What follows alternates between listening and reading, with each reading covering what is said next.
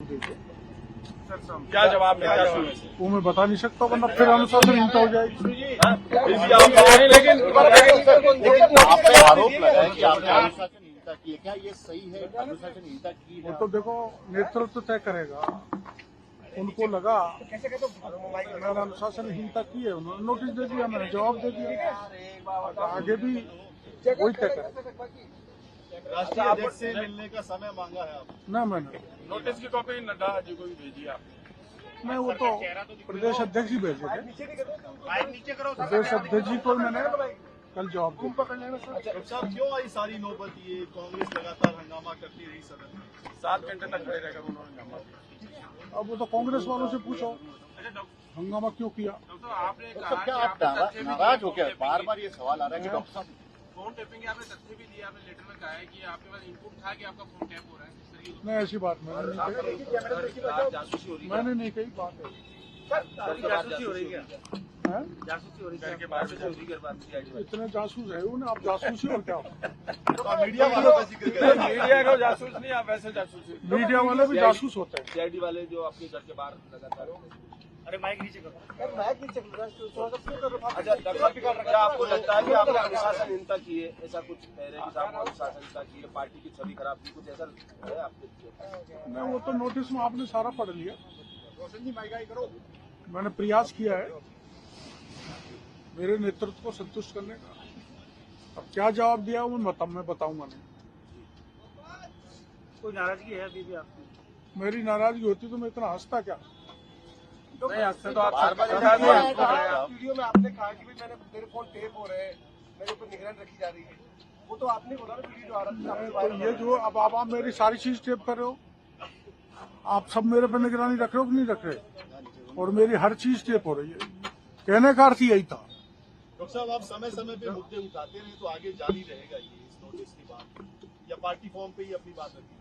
मैं पार्टी देखो पावर में है और सदा आपने देखा होगा पहला हमारे राज्य में पहला धरना हुआ था आरएस की परीक्षा पोस्टपोन जो यूनिवर्सिटी में धरना दिया था।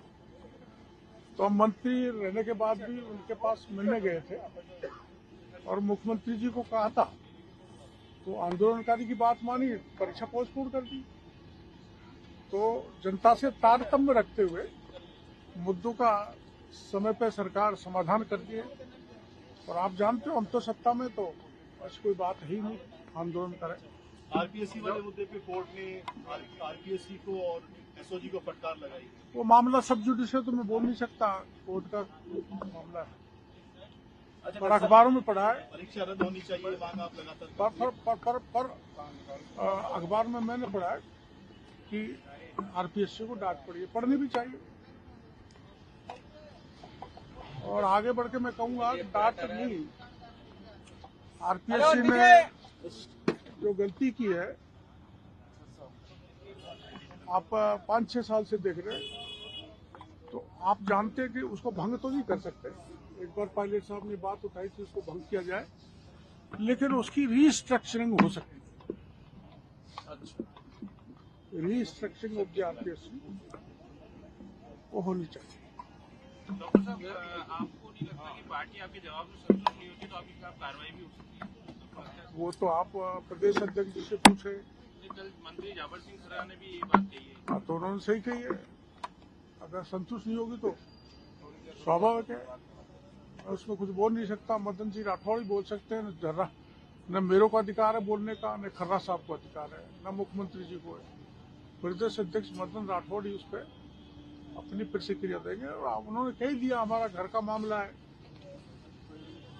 उसमें आप लोग तो खामे खा एक चाय पे सब कुछ बुलाना चाहते हो।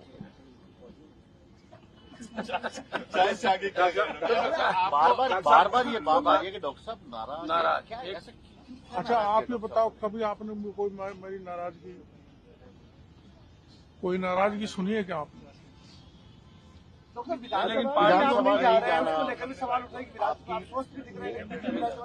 वो तो बीमार हो ना मैं इसलिए।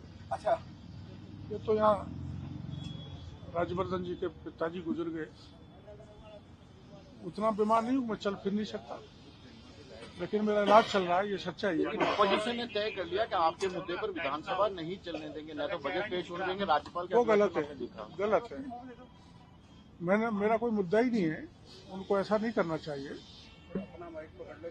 विधानसभा चलने देनी चाहिए। मैं सभी दलों के लोगों को कहना चाहूंगा, राज्य के हित में, राज्य की जनता के हित में बजट सेशन है, उसमें किसी प्रकार का विघ्न किसी को नहीं डालना चाहिए।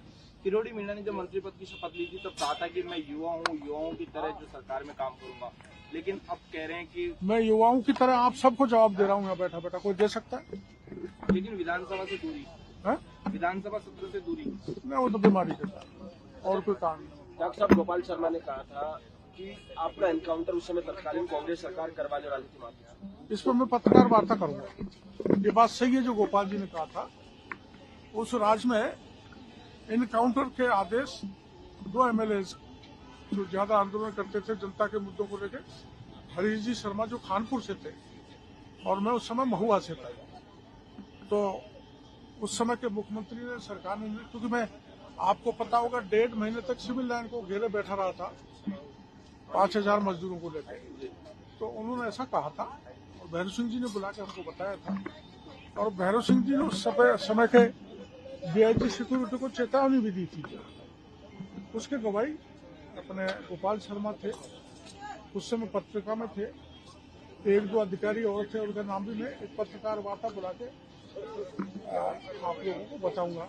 ये सच बात थी कि वो हमारा एनकाउंटर करना चाहते थे उस समय।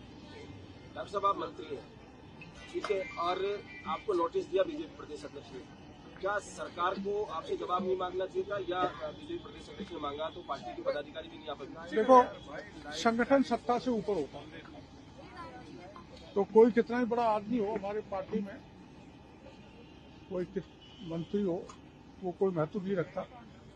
संगठन का मुखिया ही महत्व रखता है। तो संगठन के मुखिया ने हमको नोटिस दिया है।